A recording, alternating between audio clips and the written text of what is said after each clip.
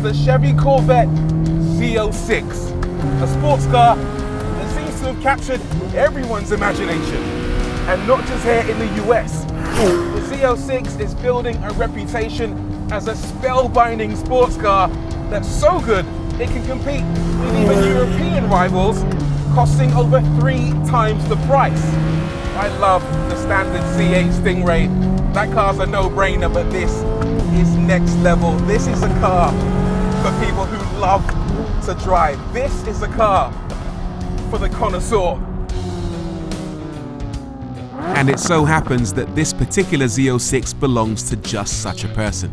This is Jesse Iwuji, Corvette enthusiast, professional NASCAR driver, and NASCAR team owner. Competing part-time in the NASCAR Xfinity Series in the number 34 car, he's racked up 15 races over 3 years, showing a deep love of high-end motorsport, and can regularly be found driving his Z06 through Los Angeles. Today, I've somehow convinced Jesse to let me drive his pride and joy. And the question I have is, what makes a NASCAR driver choose a Z06 over everything else? Certainly looks the part, doesn't it? It's all edges and sharp lines, beautiful looking car. Is it that different compared to the standard Stingray? I'm not so sure, but there are differences if you look closely, most notably in the front with this much larger and more pronounced grille. The front splitter as well is also larger and a little bit more aggressive than before to my eyes. And then around the side, this color by the way is called Amplify Orange. The thing that stands out most on a Z06 is this Y-shaped air intake. It's C-shaped on the standard C8, and the car also comes with more rubber. 20-inch by 10-inch 275 up front and 21 by 13 345s at the rear. It's also 3.5 inches wider than before. It has the option of carbon fiber wheels, but this car doesn't actually have it. What it does have is this very fetching set of aftermarket forged light wheels finished in this incredible looking top secret golden bronze color. It's also been lowered by 1/2 inch, so the wheels fill the arches much nicer than before. And if you look closely, you'll also find some carbon ceramic brakes.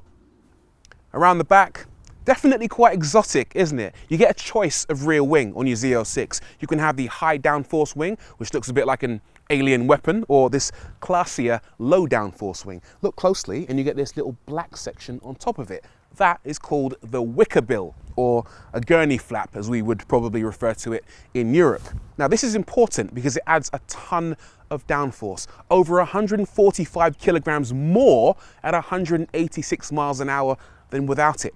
Very, very impressive. Also, the exhausts. The standard Stingray has quad exhausts and they're pushed out on either side. However, on the Z06, they've been grouped together directly in the middle, and I think it looks tremendous. Different enough to the standard Stingray? No, but I love it anyway. Naturally, looks aren't everything, because the big advantage this Z06 has over the standard model is its engine, which is not only mounted in the middle, but this time takes the form of a naturally aspirated V8, making ridiculous power. Notably, Chevy has deviated from the cross-plane crank setup typical of American sports cars and opted for a more European-style flat-plane crank, and the results are explosive. And this engine really is the star of the show. All Corvettes are mid-engine, but this one, being a flat plane crank, has a completely different character to what you'd expect from a Corvette. The sound is just out of this world. I'm familiar with American V8s. I've got a Mustang, and the typical noise is a low, gruff sound, but this thing just howls, especially as you get towards the top of the rev range. It sounds absolutely glorious. It's a noise you normally associate with European sports cars, like Ferraris. And that shouldn't come as a surprise because Chevy has readily admitted that in the development of this car, they actually bought a Ferrari V8 off eBay, reverse engineered it, learned what made it good, and then used what they learned in the development of the Z06. And it looks like they've learned an awful lot. Power is 670 horses, torque 623 Newton meters, and those numbers are astonishing because this thing isn't supercharged, it's not turbocharged, It's naturally aspirated, it's just breathing air. Now, handling, that's what the Z06 is all about, and believe me, it handles beautifully. I'm thinking back to the first time I experienced the standard Stingray, and what I found was that that car was so soft and so plush. It was set up almost to feel like a Grand Tourer, but immediately hopping into this thing, it feels much more racy, much more engaging, and everything the car does feels much more focused. Oh yeah, and the front end hasn't got the biggest, widest tires in the world, but it does bite. It's brilliant. The steering isn't the fastest, but it's incredibly precise. I'm watching for my apex up ahead. I don't think I've missed a single one yet, because every single time you point the nose, it goes exactly where you want it to go. What a car. And all of that might go some way to explaining why a racing driver for whom precision is as important as power would buy a Z06, a driver like Jesse Iwuji.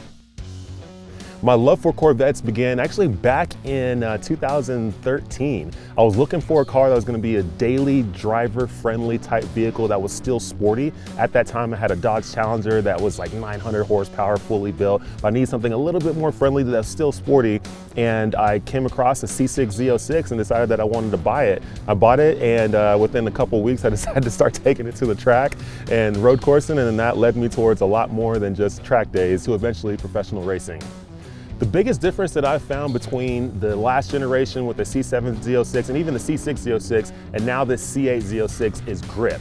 And every other Z06 I've ever had, they've never really had that type of traction that you needed, especially on the streets or even just on street tires, period. It's never really had that dig type traction that you really expect until you get to a drag strip and throw on drag radials. But with this C8 Z06 from the get-go, even on its street tires, on its daily street tires, it still just grips and rips. And that's what I absolutely love about this car. You can actually have fun with it on the street. You're not worrying about just roasting through the rear tires, and it does what you want at all times.